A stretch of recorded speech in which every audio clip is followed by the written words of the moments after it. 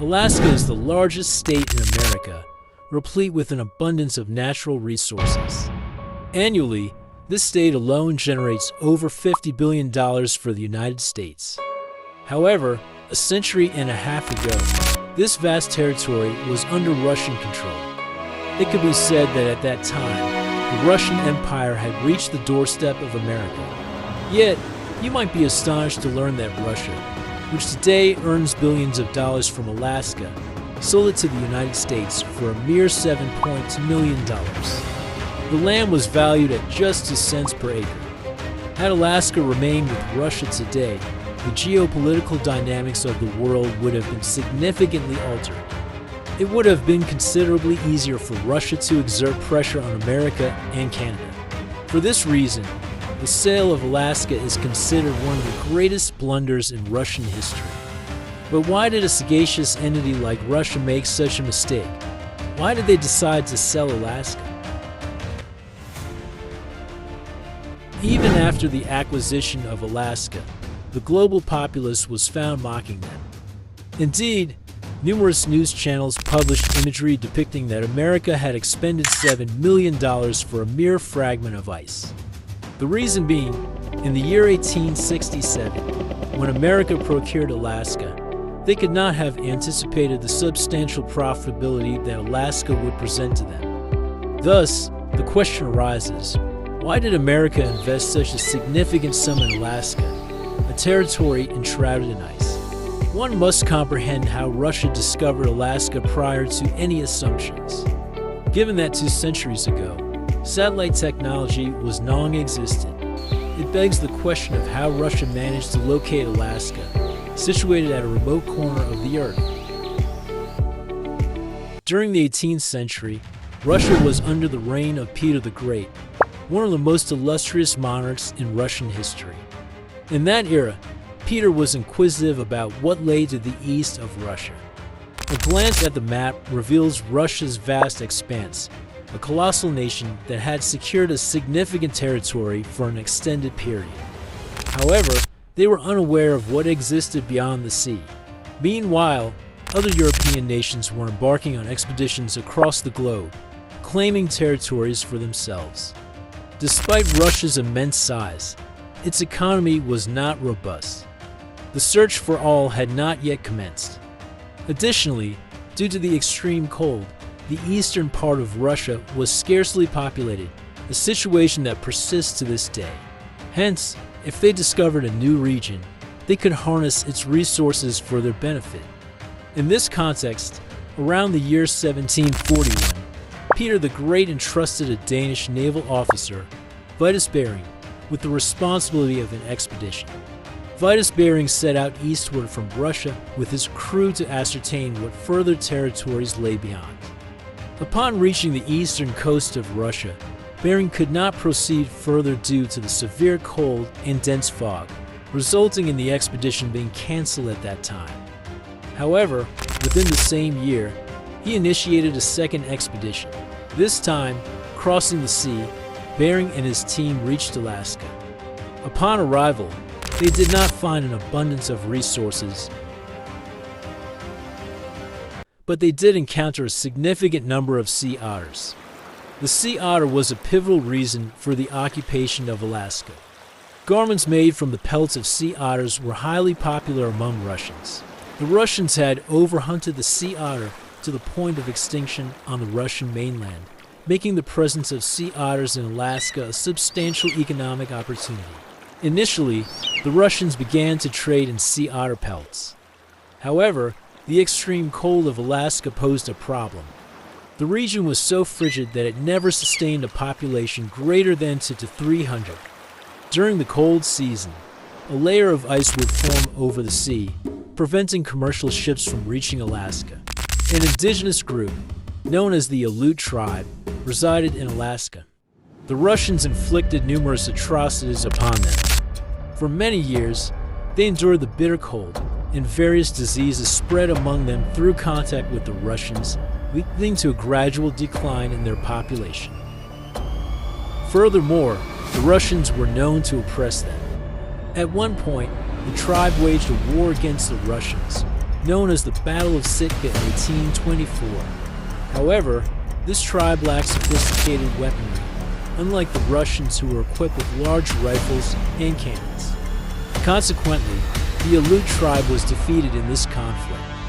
Subsequently, the Russians took complete control over Alaska.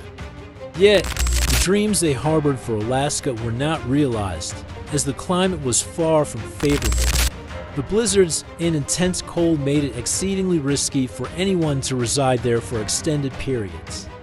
Over time, it proved challenging for Russia to establish settlements in Alaska using their advanced technology due to the considerable distance from Russia's main cities and the perilous weather conditions. Despite the government's provision of numerous incentives, no one desired to live there. Amidst this, Russia faced another significant predicament.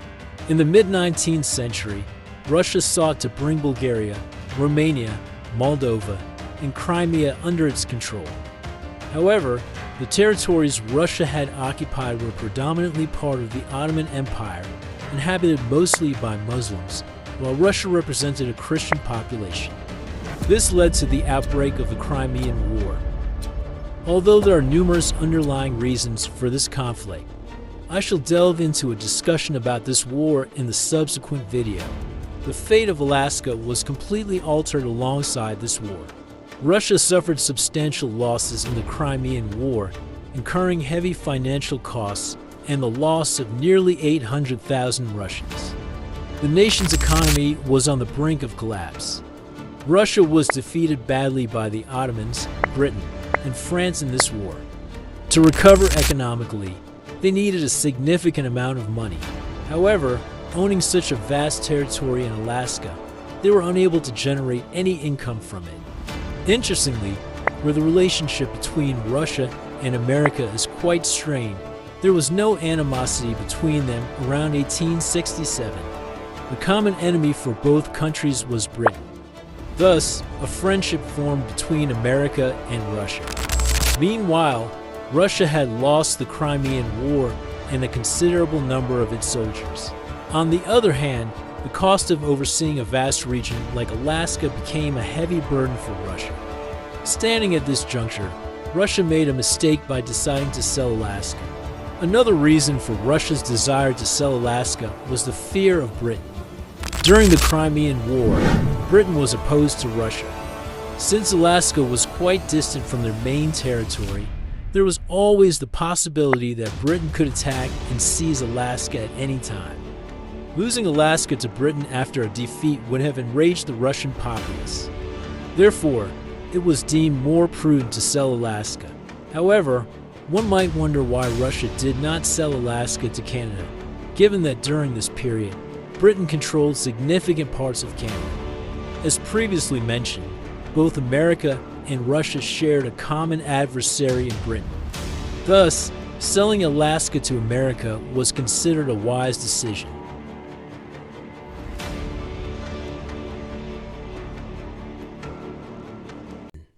With all these factors in mind, negotiations between Russia and America began in 1867.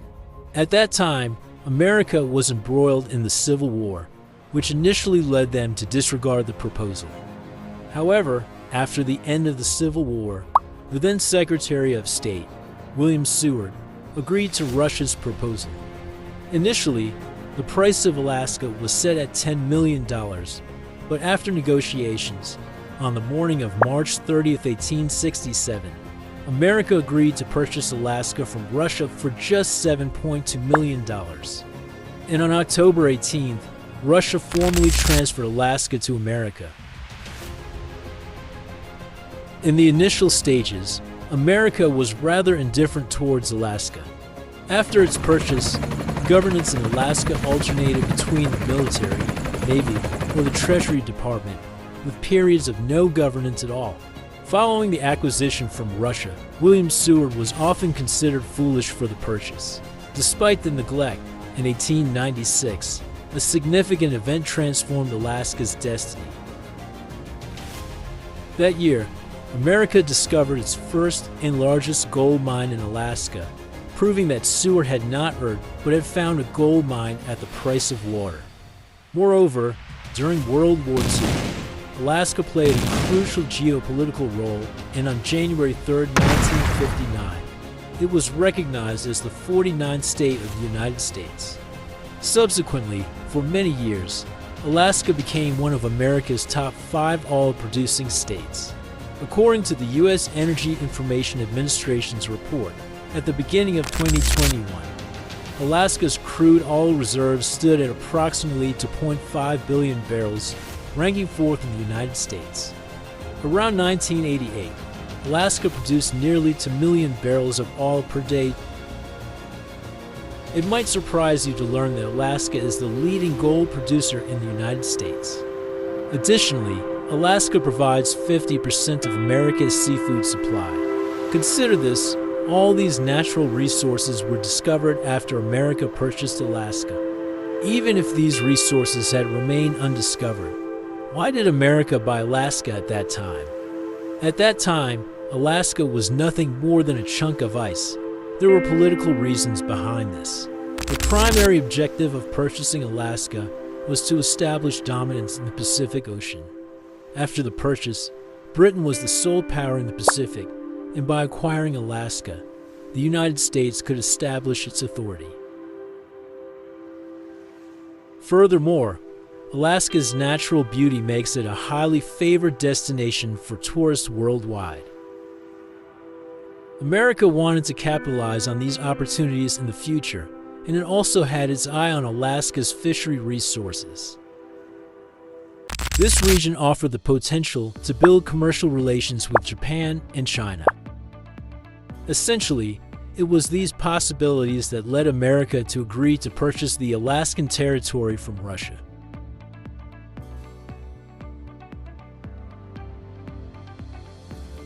One might speculate, what if Russia were to desire the return of Alaska? Is this merely a historical contemplation, or could it presage a political challenge for the future? We acknowledge that international law and the spirit of global harmony do not sanction such alterations. However, history is oftentimes rewritten. What are your projections for the future of Alaska? Let us engage in discourse on this matter and share our perspectives.